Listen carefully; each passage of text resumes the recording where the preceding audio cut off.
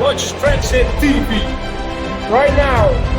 I'm Tochku Michael. Keep watching Transit TV. Thank you. Their approaching game.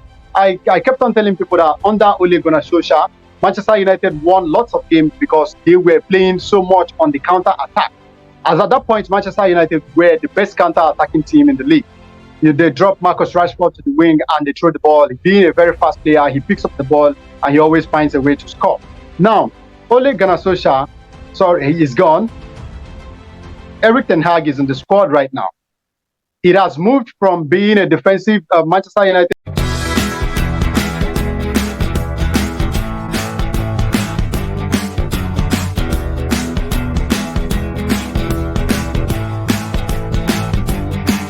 The last two games for this show, and very interesting games as well. Aston Villa played at the 0-0 draw against Manchester United, surprisingly, at Villa Park. And, of course, Brighton coming from 2 goals behind to win Tottenham 3-2. So let's start with Manchester United, Aston Villa. Aston Villa, I've been having this debate with people going on about Unai Emery, a coach I like. I think he's more effective as a cup coach than league coach.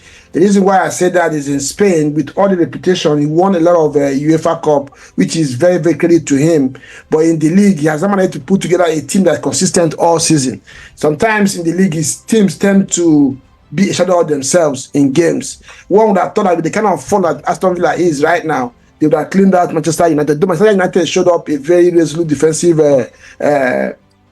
mentality in that game. So what have you made of Aston Villa and Unai Emery? Like I said, I am very, very proud and happy for him what he has done, especially in the Champions League. But in the league, sometimes it looks like Aston Villa under him has some more gears to go up. Because they what happened. How did you see that game over the weekend? Yeah, first of all, I have to say good evening. So, about talking about Aston Villa and Unai Emery. Now, let me just take you back to the game they played yesterday against Manchester United. Growing up, I never knew that the day would come when Manchester United would face off with Aston Villa, and it is a goalless draw. Yeah. And a lot of people are celebrating Manchester United for playing a draw with exactly. Now, I never thought that day would ever come. Because, when I was growing up, Manchester United catch Aston Villa, it's always going to be a mauling. But this is where we are right now. This is 2024, and Manchester United is in a mess, and Aston Villa is on the rise. So I think, Unai Emery has done a great job at Aston Villa. No one can take that away from him. Exactly. Unai Emery is a great coach. No one can take that away from him. He's a winner coach. Now, what does he have to do at Aston Villa to help them get to the next level, which is exactly what they will be thinking about right now? Or is this the highest level they can get to? That is 2 questions we need to be asking ourselves. Have Aston Villa reached their highest level, or is there anything else they need to do to get to the next level? First of all, I would say I think I'm on the part of the former. I think they have gotten to their highest level. Aston Villa has overshot themselves. They finished in the top 4 last season. Anything above that, for me, is miraculous. Anything else they do above finishing in the top 4 would definitely be miracle. Because you look at their recruitment policies, they have not gone into the markets to recruit, world-class players. They still maintain the sort of players they have. And you look at their bench, they do not have so much of a quality bench. And then you ask, okay, when the injuries begin to come in, because there will be fatigue. There will definitely be fatigue, and then the players get injured. Now we have John Duran, who has been deputizing Oli Watkins, and he has been doing a great job. But the question is it still John Duran being a quality player, or is it being a cameo?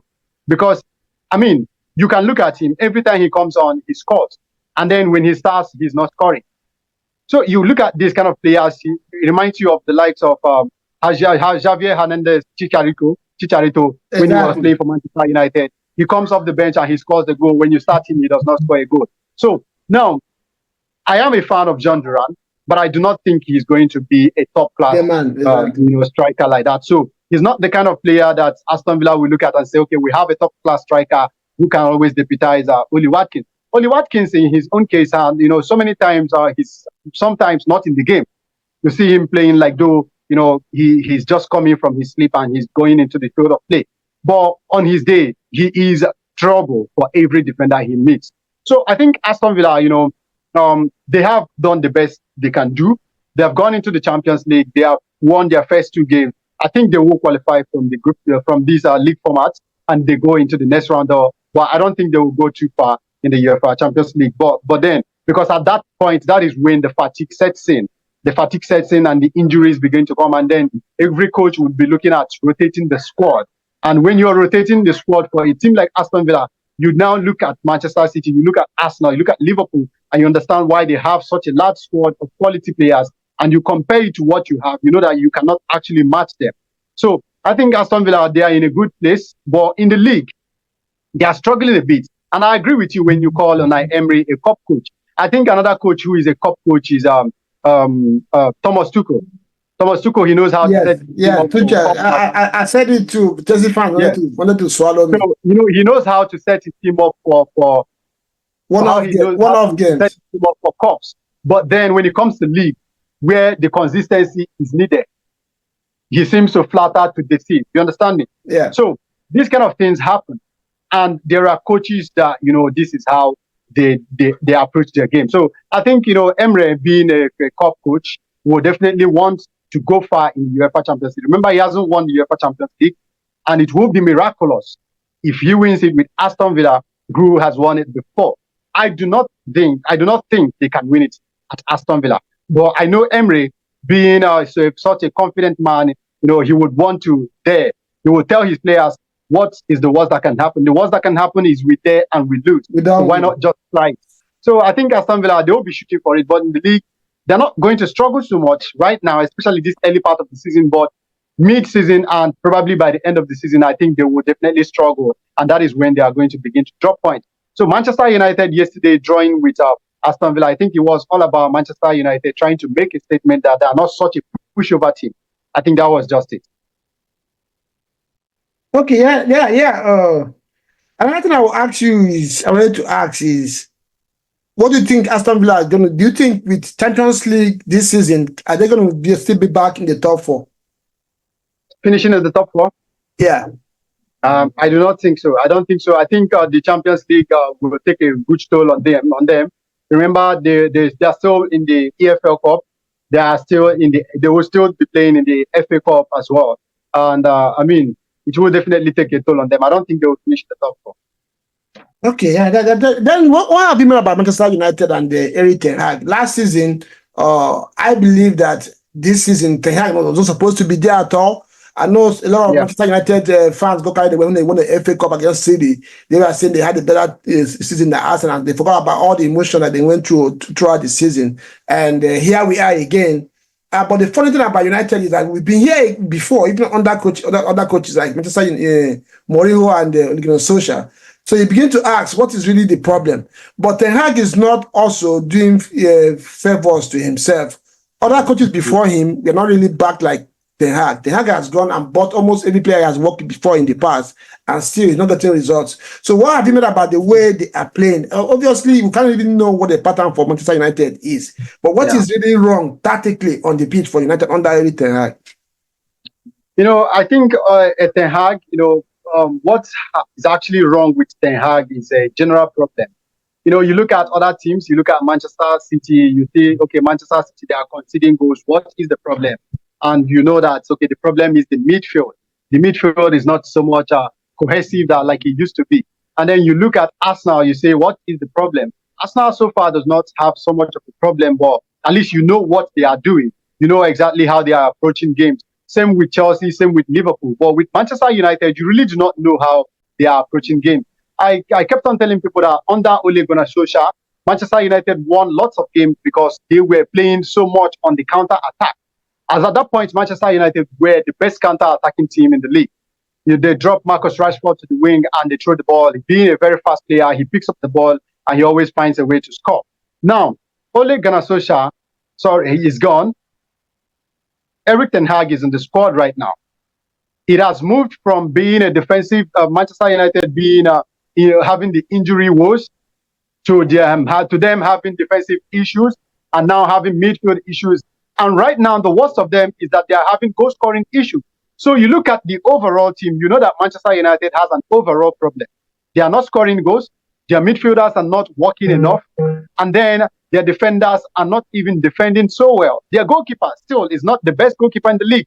But you look at the goalkeeping statistics coming out of the Premier League last season, you see that Andre Onana had the most shots. He faced the most shots in the Premier League. Yeah. And that tells you how bad, how poor the Manchester United defense was last season. And this season, they have continued from where they stopped last season, even though they have recruited Matthijs de Ligt. They have also recruited Mazraoui and even Lenny Yoro, who hasn't kicked the ball because he's injured. So now it is not about the players. I think it is about the Ten Hag system. I think Ten Hag has come into the Premier League 3 years, his third season now in the Premier League, and he still hasn't understood the Premier League.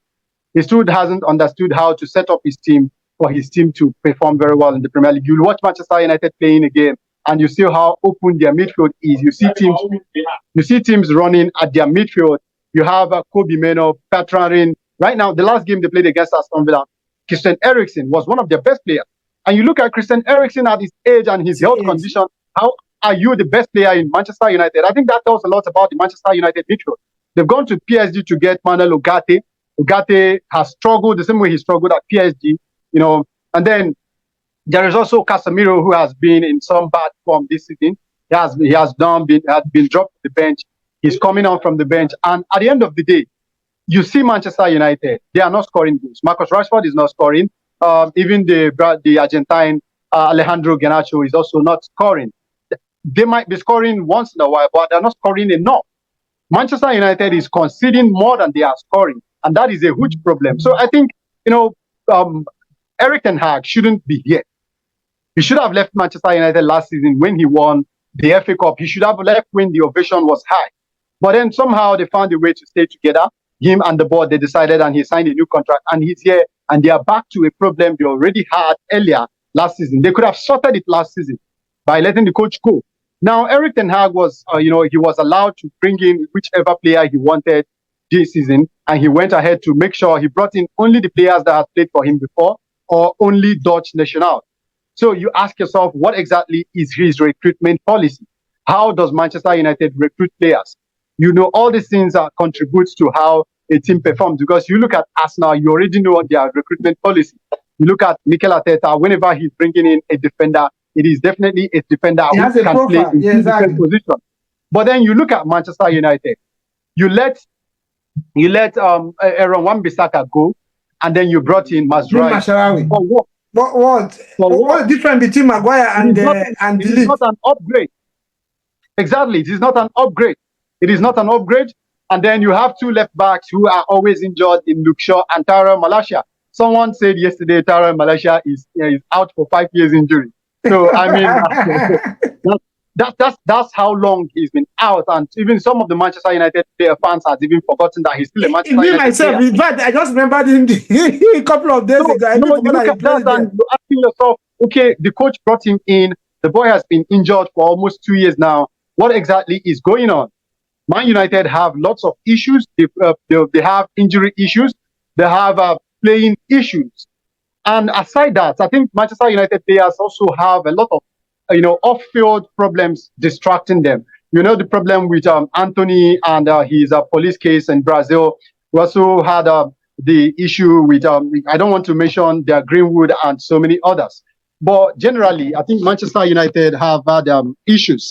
Sorry, there is actually power outage here. Outage of power. Okay, maybe we should end it there. And it's very, very interesting. I wanted to touch on the Aston game, Tottenham and Brighton game, but it's okay. Thanks for coming on the show. And I'll see you later in the day when we talk about the NPL, do the NPL show. It was nice having you on this one. And I will see you again later. Okay. Thank you. All right, thank you.